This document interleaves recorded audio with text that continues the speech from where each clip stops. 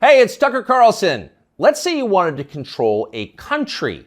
How would you start? Well, you'd want to make sure you had the complete obedience of everybody inside your borders who was authorized to use deadly force. You would start with the military and then federal law enforcement, then move your way down ultimately to agencies like the IRS.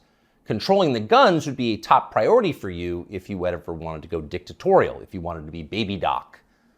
But let's say you had deeper ambitions. Let's say you wanted the power not simply to control people's behavior, but to control how they think, not just their bodies, but their minds, as a god would. In that case, you need to take charge of the society's taboos. A taboo is something that by popular consensus is not allowed. A taboo may not be illegal, but it doesn't need to be. Over time, social prohibitions are more powerful and more enduring than laws. Societies are defined by what they will not permit, as are famously religions. Muslims don't eat pork, neither do Orthodox Jews. Traditional Christians oppose extramarital sex. The Amish avoid electricity, and so on. American society isn't overtly religious, but it's governed by taboos, and it always has been. What's interesting is how fast our taboos are changing. This is not happening organically. What we're allowed to dislike is being dictated to us from above, sometimes by force. Until fairly recently, for example, it was taboo in this country to attack people on the basis of their race. That was the main lesson of the Second World War, we were told, again and again. The one thing we learned from the Nazis is that it's dangerous to reduce human beings to their genetic code. There is no master race. That made sense, but apparently we no longer believe it. Punishing people based on their skin color is not only permitted in modern America, it is mandatory throughout business and government and higher education, as long as the victims are white. At one time, that would have been unimaginable. So with the current behavior of our politicians. As recently as the 1992 presidential campaign, adultery was considered disqualifying for anyone seeking higher office. Bill Clinton was very nearly derailed in the New Hampshire primary by his affair with Jennifer Flowers. Clinton went to elaborate lengths to lie about the relationship because he had no choice. But he was the last presidential candidate who had to meet this standard. By 2008, it was obvious to anybody who was paying attention that Barack Obama had a strange and highly creepy personal life. Yet nobody ever asked him about it. By that point, a leader's behavior within his own marriage, the core relationship of his life, had been declared irrelevant. It was Barack Obama's business, not yours. One by one, with increasing speed, our old taboos have been struck down. Those that remain have lost their moral force. Stealing, flaunting your wealth, striking women, smoking marijuana on the street, shameless public hypocrisy, taking other people's money for not working. All of these things used to be considered unacceptable in America, not anymore. In the summer of 2020, during the BLM riots in Kenosha, 17-year-old Kyle Rittenhouse defended his life from a convicted molester called Joseph Rosenbaum. Rosenbaum was trying to kill Rittenhouse, so Rittenhouse shot him in self-defense. But it was Joseph Rosenbaum whom the media cast as the victim of the story.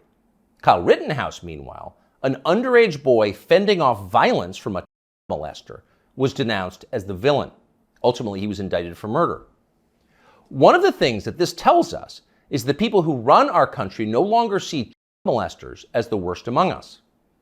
So far this month, the FBI's Washington field office has issued 11 press releases. 10 out of 11 have been about January 6th. Keep in mind that January 6th happened more than 2.5 years ago. Now you know why the feds were ignoring touchers on Instagram. They're too busy to respond. They've got much more important things to do, like finding white supremacists. White supremacists are America's new molesters. We've got zero tolerance for white supremacists because no one threatens the life of this country more than they do. Here's Joe Biden once again making that very clear last month.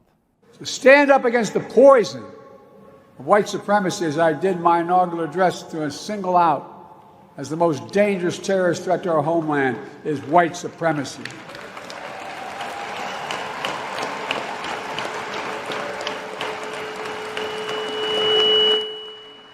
And I'm not saying this because I'm at a black HBCU. I say it wherever I go. Pardon the feedback, but you heard the point. White supremacy is the most dangerous threat to the American homeland. Joe Biden just told us that. It's more dangerous than the threat of nuclear war with Russia. It's more dangerous than the threat of the Mexican cartels, who've already killed hundreds of thousands of Americans and are now in control of swaths of our southwestern states. White supremacy is that bad, Joe Biden says. In fact, it's worse. But what is it? That's the question. Can anyone in authority actually define white supremacy? What is it? Is white supremacy liking white people too much? If so, that's going to put those of us with white children in a pretty tough spot. Or is white supremacy something much more obviously bad, like trying to expel all non-whites from America and creating some kind of ethno-state? If that's Joe Biden's definition, what exactly is the scope of this threat? How many people are currently working on this American white ethno-state project? And what are the chances they're going to pull it off? Our guess is not very many and precisely zero. But we can't say for sure because no one has showed us the numbers. These are not rhetorical questions. When the President of the United States describes something as the worst possible crime Americans can commit, you have a right to know what that crime is. You used to have that right. Under our pre-revolutionary legal code before George Floyd, questions like these were easy to answer. A crime was defined as something that an elected legislature had explicitly banned, usually an act that hurt somebody else. In America, crimes were described precisely with words in English and then preserved in books, which you could read yourself. If you ever wondered whether you were committing a crime, you could just look it up. You could know for sure whether you were a criminal. Now you can't. And needless to say, that's the point. The point of the exercise is to keep you off balance, to keep you afraid. When no one's willing to define the offense, you can't be sure whether or not you're committing it. You could be accused at any time and everything you have taken from you. You live in fear. Remember this guy? Emmanuel Cafferty was driving near a Black Lives Matter protest in Apoie in his SDG&E truck when he says he noticed somebody following him and trying to get his attention. Later, that person posted a picture of him making what some believed is a white supremacy symbol on Twitter. Cafferty says he had no idea about any white power symbols and was just cracking his knuckles outside his window when the picture was taken of him. Later that day, he says he was notified by SDG&E that he would be suspended pending an investigation, and a few days later, he was fired. What that man did was so offensive, as you just saw, that local news had to blur the photograph of his hand. He was fired from his job. His life was destroyed for cracking his knuckles. He didn't know cracking his knuckles was racist in his defense, but then nobody did until the day that poor Emmanuel Cafferty was unwise enough to crack them.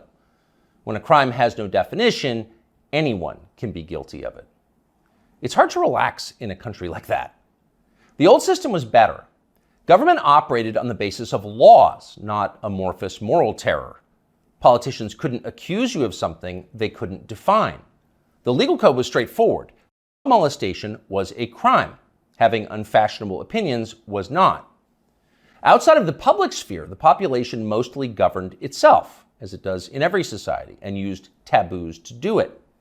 You knew what was allowed and what wasn't because the rules didn't change very often. The taboos were organic. They derived from collective experience and instinct, the two most reliable guides to life. They evolved for a reason. They still do. Our job at this point is to protect them, despite the hectoring, the nonstop hectoring from the people in charge. You know the outlines of right and wrong. You're born knowing them. So don't let them talk you out of what you can smell. Don't let them rationalize away your intuitive moral sense. Cling to your taboos like your life depends on them, because it does. Cherish and protect them like family heirlooms. That's exactly what they are. You'll hear people say the news is full of lies. Kennedy's motorcade. 239 people. The death of Jeffrey Epstein.